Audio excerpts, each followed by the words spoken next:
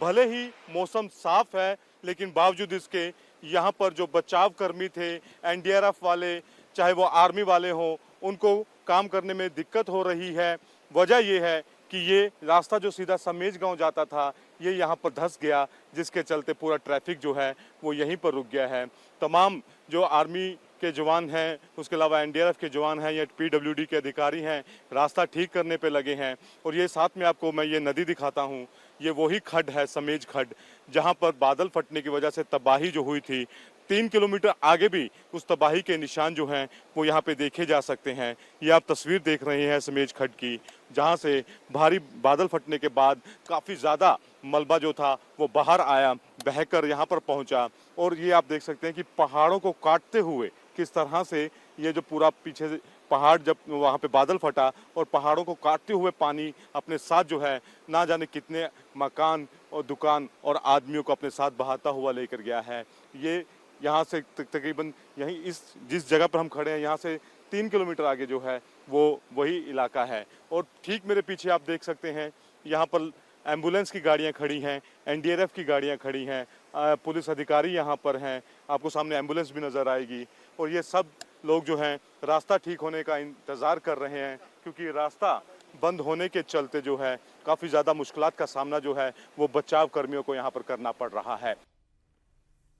और हिमाचल के कुल्लू में एक बार फिर से बादल फटने से सैलाबी मंजर देखने को मिला। कुल्लू के बादल फटने के बाद तो तस्वीरें सामने आ रही हैं, वो भी डराने वाली है। श्रीखंड महादेव ट्रैक पर सैलाब का बवंडर देखने को मिला है। श्रीखंड महादेव यात्रा इस ट्रैक पर चल रही है। वीडियो यहां आए सैलानियों ने बनाया है और ये बता रहे हैं कि किस तरह से वहां पर बादल फटने के बाद तेजी से पानी नीचे आ रहा है। अब देखिए, जिस जगह पर आपको धार नजर आ रही है पानी की, उसे दिखाया जा रहा है।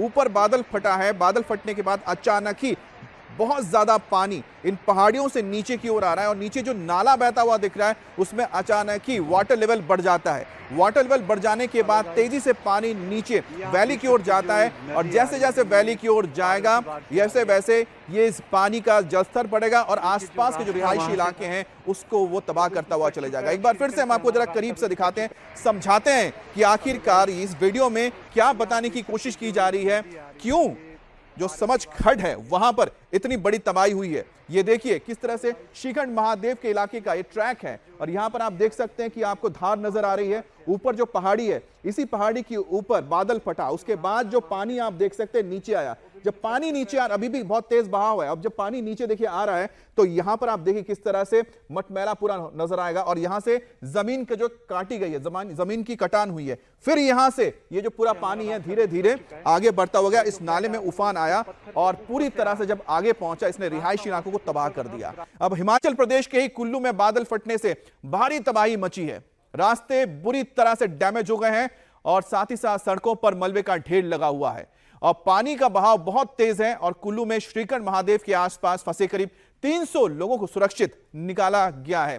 वहीं मलाना में करीब 25 पर्यटक स्थानीय लोग अभी उनकी देखभाल कर रहे हैं। लेकिन तस्वीर में देखिए, कुल्लू का यही वो नेशनल हाईवे है जो हाल ही में डैमेज हुआ था कुछ दिन पहले, आपको याद होगा पिछले साल। लेकिन एक बार फिर से इसके ऊपर ये सैलाबी सितम आया है और पूरी तरह से ये हाईवे एक बार फिर से तबाह हुआ है। और नदी का जो आप वेग देख रहे हैं, नदी का वेग, उसके साथ जो बड़े बड़े पत्थर और बोल्डर आते हैं वही किनारे से पूरा कटान करते हुए जाते हैं, जिसके चलते कुल्लू नेशनल मनाली हाईवे पूरी तरह से गायब हो गया था। पूरा जो सेक्शन आपको नजर आ रहा है पूरा ये गायब है। करीब करीब 500 से 600 मीटर का सबसे ज्यादा डैमेज हुआ एरिया और आप कुल मिलाकर देख लें तो करीब करीब 500-600 मीटर का कुल्लू मनाली नेशनल हाईवे पूरी तरह से तबाह हुआ है। और देखिए पानी का वेग आप देख रहे हैं ना, तेज पानी का जो करंट है अपने साथ जो पत्थर और मलबा लेकर आता है उसने किनारे से कटान करना शुरू किया। अब धीरे धीरे सड़क के नीचे की जो जमीन है वो कमजोर हुई, मिट्टी वहां से हटी और देखिए पूरा ये हाईवे वॉश आउट हो गया है। ये सेक्शन करीब करीब देखने में जितना समझ में आ रहा है 500 से 600 मीटर का ये पूरा लग रहा है सेक्शन है जो पूरी तरह से डैमेज हुआ है। अब जब तक इसे बनाया नहीं जाएगा तब तक आप समझ सकते हैं कि कुल्लू मनाली का जो संपर्क है नेशनल हाईवे से कट जाना कितनी बड़ी बात है और इसका खामियाजा आम लोगों के साथ साथ जो तमाम हमारे जो सामरिक तौर पे जो हमारी सेना इस तरफ से जाती है उनके को भी भुगतना होगा। अब आपको हम दिखाते हैं सोनप्रयाग की तस्वीरें। देखिए सोनप्रयाग में किस तरह से लोगों को रेस्क्यू किया जा रहा है। अब कुछ ऐसे इलाके हैं जहां तक तो हेलीकॉप्टर नहीं पहुंच सकते हैं, वहां पर सिर्फ एक ही रास्ता ट्रैक करके आएंगे। अब ट्रैकिंग करके करते ये लोग आ रहे हैं, यानी पैदल चलते हुए आपको आना पड़ेगा। और जहां से आ रहे हैं यही वो हिस्सा था जहां पर की सड़क हुआ करती थी, रोड हुआ करता था, लेकिन वो पूरी तरह से गायब है क्योंकि ये पूरा का पूरा हिस्सा पहाड़ का नीचे आके गिरा। और अपने साथ आप देखिए कितने बड़े बड़े चट्टान के टुकड़े यहां पर नजर आ रहे हैं और इन्हीं चट्टानों के टुकड़ों को पार करते हुए लोग अपनी जिंदगी को बचाते हुए आगे घर की तरफ लौट रहे हैं। तो सोनप्रयाग की तस्वीर है जहां पर सड़क पूरी तरह से गायब हो गया लैंडस्लाइड के बाद। नीचे आप देखिए कि ये नदी है और नदी की पानी के कम होने की वजह से ही लोग इस वक्त यहां से गुजर पा रहे हैं, क्योंकि जिस वक्त ये हादसा हुआ था पानी का जो लेवल काफी हाई था।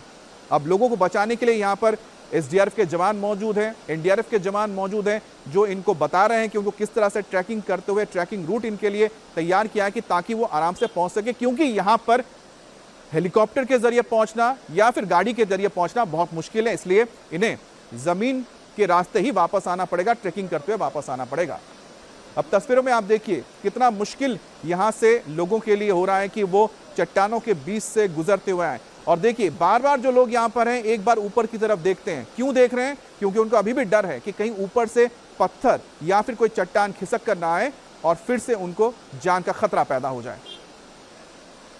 मंदाकिनी नदी के किनारे यहाँ पर जहाँ लोगों के डेरा हुआ करते थे वहाँ पर अब बड़े बड़े पत्थर है। यहाँ से लैंडस्लाइड के बाद सैलाब आने के बाद जो लोगों के डेरे थे वो सब पानी के साथ बहते हुए चले गए। अब यहाँ पर सिर्फ बड़े बड़े पत्थर पड़े हुए हैं और बताया ये जा रहा है कि यहाँ पर 2 लोग उस सैलाब में बह गए। हमारे साथ सरफराज है, क्या कौन था यहाँ पे? आप लोग कब से रह रहे थे यहाँ?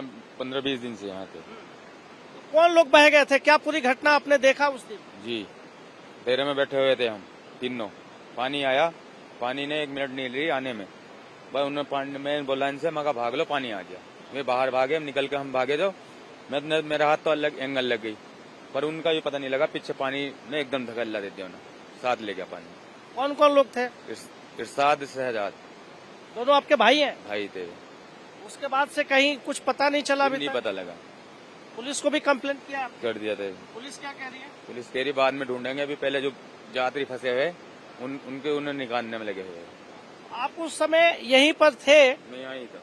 कितनी देर में वहाँ से पूरा सैलाब नीचे आ गया? मिनट भी नहीं लगी पानी को तो आने में। हाँ।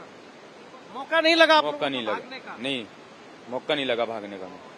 इनके 2 भाई इसी सैलाब में बह गए हैं और उसके बाद से यहाँ की तस्वीर देख सकते हैं कि जहाँ पर लोगों के घर हुआ करते थे, डेरा लोगों ने बनाकर रह रहे थे यहाँ पर, उसके बाद से ये पानी का सैलाब इतना आया कि ये चारों तरफ अब इस वक्त पत्थर ही पत्थर दिखाई दे रहे हैं। हालांकि ऊपर फंसे हुए लोगों को रेस्क्यू करने का भी काम एक बार फिर आज तीसरे दिन शुरू कर दिया गया है, लेकिन ये इनके भाई जो दोनों यहाँ से पानी में बह गए हैं उनकी तलाश के लिए ये सभी लोग परेशान हैं।